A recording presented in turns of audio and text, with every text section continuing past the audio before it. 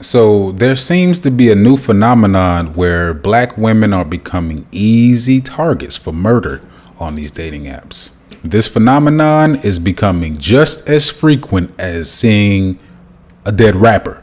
Yet again, we have another case of a black woman getting on one of these dating apps and going out on a date with a white male, turning up dead, and the medical examiner ruling the death as natural without police doing an investigation.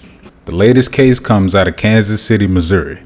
29-year-old Asia Maynard was a mother of 4, and she called her mother to let her know that she was going on a date with a new friend. Her mother was expecting her to show up or call the very next day, and since she didn't, her mother figured something was wrong. So the next day, she called the police to file a missing persons report, and the police told her they would get back with her. She found out the next day that the police department already knew that her daughter was dead. For some reason, they didn't bother to tell her that when she initially filed the missing persons report. As far as the police department was concerned, this was an open and shut case. The medical examiner told the mother that Asia had died of natural causes. So her mother, she went to the funeral home to examine the body, and she saw that Asia had blood in her ears and in her eyes. What natural death entails blood in the eyes and ears of a 29-year-old healthy woman? The police have not released the identity of the man that she was supposedly on a date with, but according to the Black Media page, his name was Isaiah James Crown. The family was simply told she went on a date with this man, was found dead in his apartment, there was no foul play, and he is not a suspect in her death.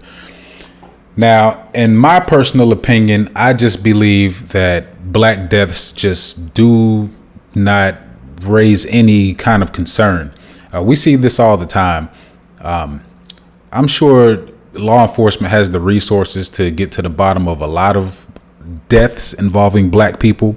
I'm sure they know who many of the culprits are when it comes to people who kill black people in society. They just don't bother to use those resources to solve these crimes because somebody made their job that much easier. If I had to really pick my brain and try to figure out how a person dies with the end result being blood coming from the ears and the eyes.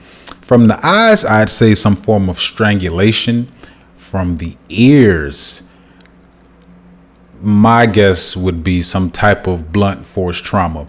And the medical examiner did not find that, but I personally doubt he even looked. How many deaths have we covered on this channel where the medical examiner ruled a death to be accidental or undetermined, and the family members found bruises all over the bodies of their loved ones? Unless this death stirs up a lot of momentum on social media, I don't think anything will be done.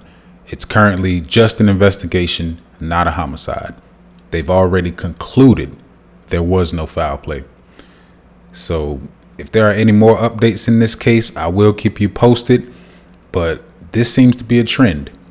And black women seem to be easy targets for predators on these dating apps. Be careful. Black women, be careful.